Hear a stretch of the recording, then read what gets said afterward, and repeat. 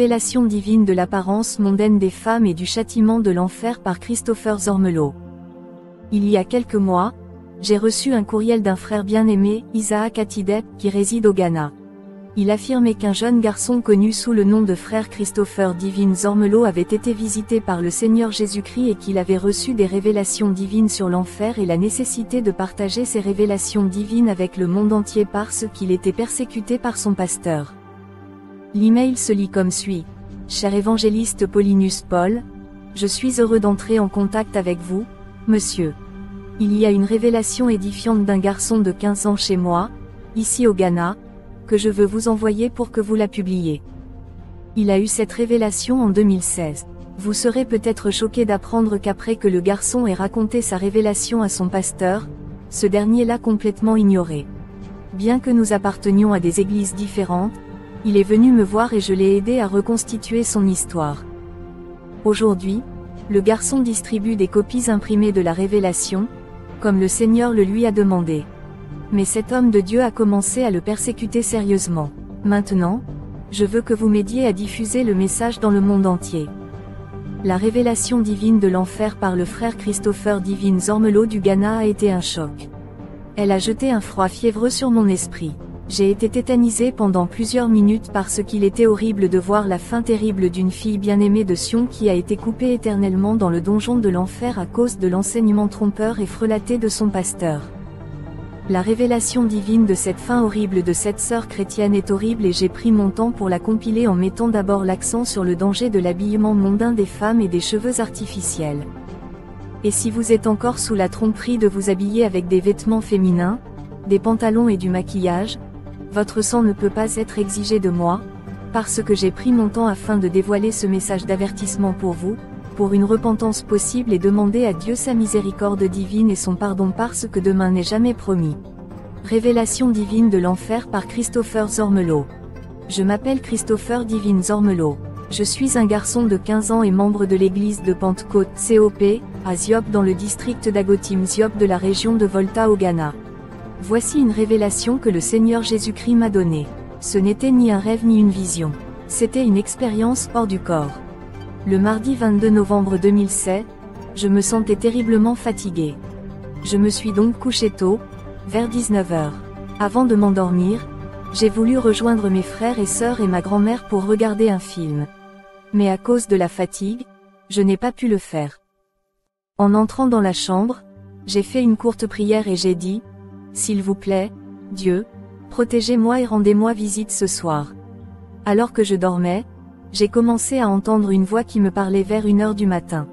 Ce que j'entendais, c'était « Tu vas mourir tout de suite. » En entendant cela, la peur m'a envahi et j'ai commencé à demander le pardon de mes péchés.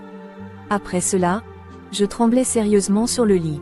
J'ai immédiatement réalisé qu'un vent fort et puissant était entré dans la pièce et avait soufflé mon âme hors de mon corps et je pouvais voir mon corps vide étendu sur le lit.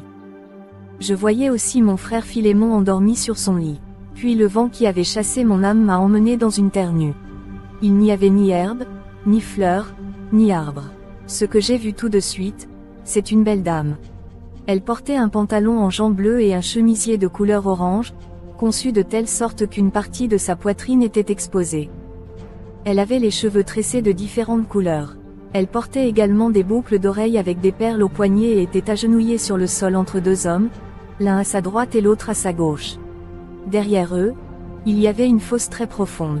La personne à sa gauche était un homme géant, dont l'apparence, de la tête aux pieds, était très effrayante et horrible. En fait, son visage était si effrayant à regarder. Il portait une robe droite avec un côté rouge et l'autre noir, et avait de longs cheveux sur la tête, tandis que la personne à droite était également un homme géant. Il portait une robe blanche droite avec une bannière dorée sur la poitrine. Mais son visage ne m'a pas été montré à ce moment-là. J'ai alors vu que la distance entre eux et moi se réduisait. C'était comme si la caméra faisait un zoom sur un objet. Soudain, j'ai vu les deux hommes se disputer sérieusement. Ils étaient engagés dans une vive dispute verbale au sujet de l'âme de la dame. La dame était au milieu d'eux et pleurait amèrement et de manière incontrôlable. Je ne sais même pas quel mot utiliser pour décrire son comportement. Ensuite, j'ai vu que l'homme de gauche en robe noire interrogeait celui de droite en blanc en lui disant « Qu'est-ce que vous voulez ici? L'homme en robe blanche lui a répondu, je suis ici pour ramener ma servante à la maison. L'homme en robe noire lui répond, c'est aussi ma servante. L'homme en robe blanche lui répond alors, pourquoi revendiquez-vous aussi la propriété de l'âme de cette dame? L'homme en robe noire a également posé la question et a demandé, pourquoi est-elle aussi votre servante? L'homme en robe blanche lui répond, elle me vénère dans la sainteté et la justice, et elle a été pour moi une fidèle servante sur terre.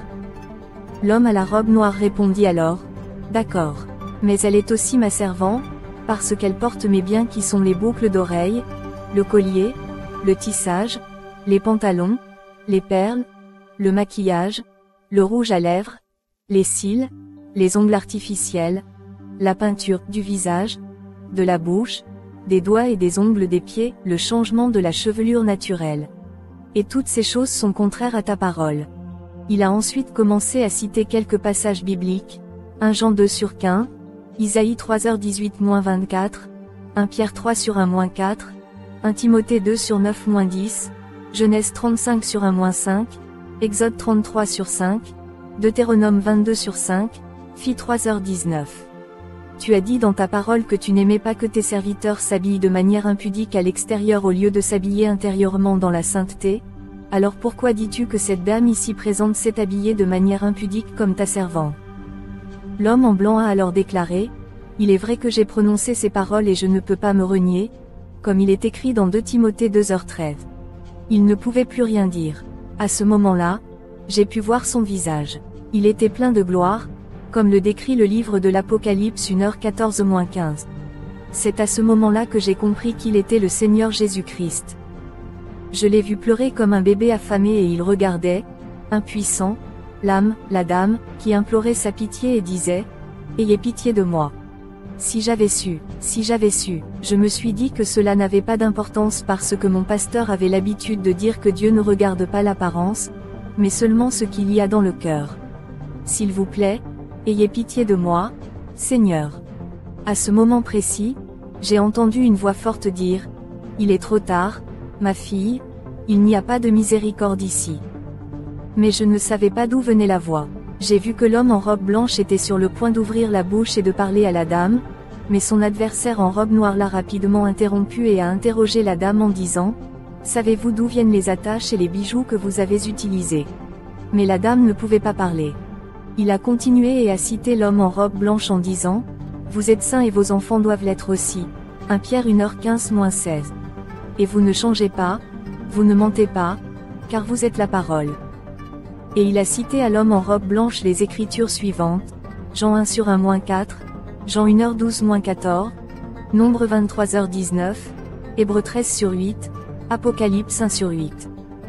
À ce moment-là, l'homme en robe blanche s'est un peu retiré et son adversaire en robe noire a appelé 2 démons, des créatures à l'aspect monstrueux, au visage effrayant et dotés de queues. Ils avaient la forme d'une bête. Ils sortirent de la fosse profonde qui se trouvait derrière eux. Mais alors qu'ils s'approchaient, je me suis demandé comment ils se déplaçaient rapidement. Alors qu'ils s'approchaient de nous, ils riaient bruyamment et avec arrogance comme des ivrognes, avec d'énormes lances à la main. Ils sont venus et ont emmené la dame dans un puits profond et sans fond, où il y avait à la fois du feu et des ténèbres. À ce moment-là, j'ai commencé à sentir la chaleur qui émanait de la fosse. J'ai également entendu les cris de nombreuses personnes dans le puits. J'ai alors commencé à pleurer et à implorer l'aide de l'homme en robe blanche. Alors que je pleurais, je l'ai vu mettre son index gauche sur son visage pour me dire, « As-tu vu? As-tu vu ce qui se passe ici ?»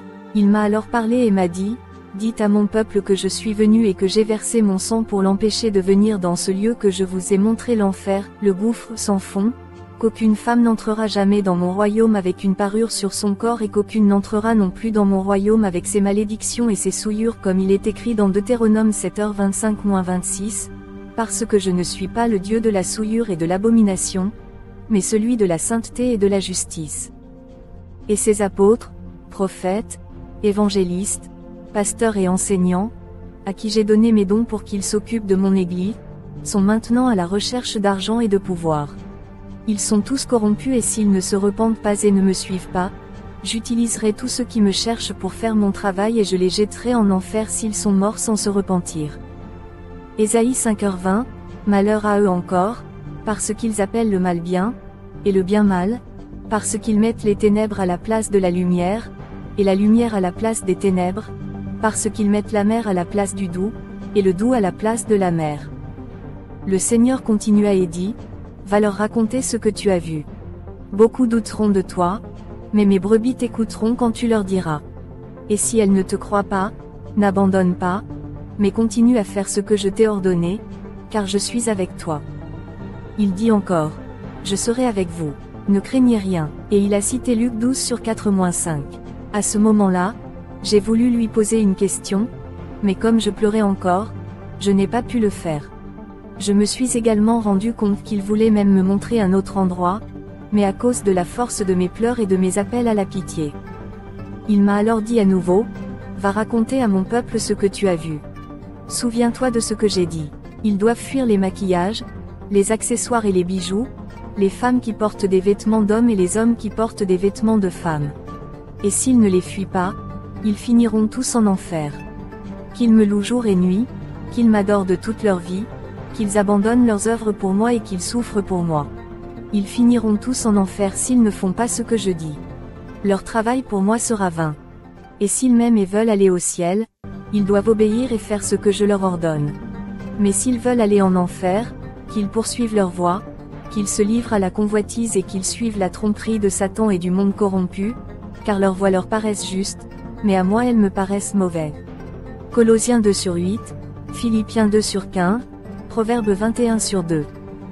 Le message d'avertissement du Seigneur à l'Église et aux ministres. Dites aux dirigeants de l'Église et aux ministres de l'Évangile de ne pas accommoder les travailleurs suivants dans mon Église, les vendeurs et les fabricants d'alcool. Dites-leur que tous ceux qui font ce travail doivent cesser parce qu'ils facilitent le travail de Satan en vendant des alcooliques à mon peuple pour qu'ils pêchent. Si personne ne vend de l'alcool, il ne peut pas tenter mon peuple de tomber en lui achetant à boire. Je les tiendrai pour responsables du fait qu'ils travaillent pour Satan en poussant mon peuple à pécher. Tous les travaux effectués par mon peuple ne me plaisent pas.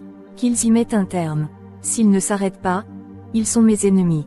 Ils rendent mon travail difficile, et personne qui est contre moi n'entrera dans mon royaume. Ils devraient se repentir et trouver un autre travail qui me plaira et je les bénirai. Les coiffeurs mondains. Dites-leur de mettre un terme à la coiffure des styles de cheveux mondains. Qu'ils ne coiffent personne avec ces coiffures mondaines, sinon je les tiendrai pour responsables. Coiffeurs, travailleurs de salon, et apprentis. Dites-leur de mettre un terme à cette œuvre de Satan qu'ils se sont employés à faire pour lui. Ils fixent des choses artificielles pleines de possessions démoniaques à ma gloire. Qu'ils cessent de travailler pour Satan, car quiconque est contre moi ne peut s'assembler avec moi ni hériter de mon royaume. Ce travail ne me plaît pas. Ils devraient chercher un autre travail qui me plaira et je les bénirai. Manucure et pédicure, maquilleuse et esthéticienne. Dites à ceux de mon peuple qui aident Satan à faire son travail, comme attacher les ongles et les paupières, peindre le visage, les ongles des mains et des pieds, les paupières et la bouche de mon peuple, les poussant ainsi à pécher, que je les tiendrai pour responsables. S'ils ne s'engagent pas dans ce travail d'entreprise pour Satan, mon peuple ne sera pas tenté de se fixer sur ces choses pleines de démons. Ils devraient se repentir et trouver un autre travail à faire qui me plaira et je serai satisfait de leur dîme et je bénirai leur travail. Ceux qui font des tatouages pour les gens. Dites à ceux qui font des tatouages sur leur corps, qui est mon temple, d'arrêter car cela a été introduit par Satan pour capturer mon peuple et l'envoyer en enfer. Dites-leur d'y mettre un terme à partir de maintenant. Après qu'il m'ait dit tout cela, je l'ai vu partir. Immédiatement après son départ, l'homme en robe noire a commencé à se diriger vers moi avec une lance effrayante et gigantesque. Je suis sûr que cette lance est introuvable sur terre. La lance était à moitié rouge feu et à moitié noire comme sa robe. Alors qu'il s'approchait, il a commencé à m'avertir sévèrement avec la lance. Il m'a ordonné et menacé de ne pas annoncer ce que l'homme en robe blanche me disait de faire. C'est à ce moment-là que j'ai compris qu'il s'agissait de Satan. Pendant ce temps, il se rapprochait de moi et je commençais à crier à tue-tête. Pendant qu'il s'approchait, les démons le suivaient aussi. Alors que je me tenais debout, une idée m'est venue à l'esprit et je lui ai demandé ce qu'il était advenu de mon défunt camarade de classe, Do Ernest, décédé en juillet 2016. Il m'a répondu, oubliez-le. Après cet incident, J'ai vu l'homme en robe blanche avec une couronne d'or scintillante sur la tête comme un roi. Et tous les gens devant lui s'inclinaient. Après cette scène, un grand vent tourbillonnant m'a ramené à l'endroit où reposait mon corps, et je suis entré dans le corps. Alors que mon âme entrait dans la chair, je me suis réveillé et j'ai ouvert les yeux alors que j'étais encore sur le lit. Au bout d'un moment, je me suis redressé et j'ai commencé à douter de ce qui m'avait été révélé. J'ai alors commencé à réfléchir à toute l'expérience et j'ai supposé que c'était probablement Satan qui voulait me tromper avec ses révélations. Alors que je réfléchissais à cette pensée, un vent puissant souffla et il en sortit une voix puissante, autoritaire et furieuse qui parla et dit « Je suis l'alpha et l'oméga, le commencement et la fin, dit le Seigneur, qui est, qui était et qui vient, le Tout-Puissant. » Apocalypse 1:8. Il continua et dit « Ne doutez pas de moi. Je suis celui qui vit et qui était mort, et voici que je vis pour l'éternité. Amen. Et j'ai les clés de l'enfer et de la mort. » Révélation 1h18. Peu de temps après, vers 3h du matin, j'ai été emporté par le même vent tourbillonnant pour la deuxième fois, afin d'assister de nouveau à la même expérience. À mon retour, j'ai ressenti une chaleur intense accompagnée de fatigue pendant toute la journée du mercredi 23 novembre 2016. Le but de la révélation. Le Seigneur Jésus-Christ m'a dit que la raison pour laquelle il donne ce message est que son Église a oublié la vraie sainteté et la justice, mais poursuit maintenant la prospérité et ses 10 commandements seulement. Il a poursuivi en disant, « Sans la sainteté, personne ne me verra. Je ne veux pas qu'ils restent dans les ténèbres parce qu'ils périront, mais je veux qu'ils se souviennent toujours de la sainteté, de la vérité et de la droiture qui sont les seules qualifications pour aller au ciel. »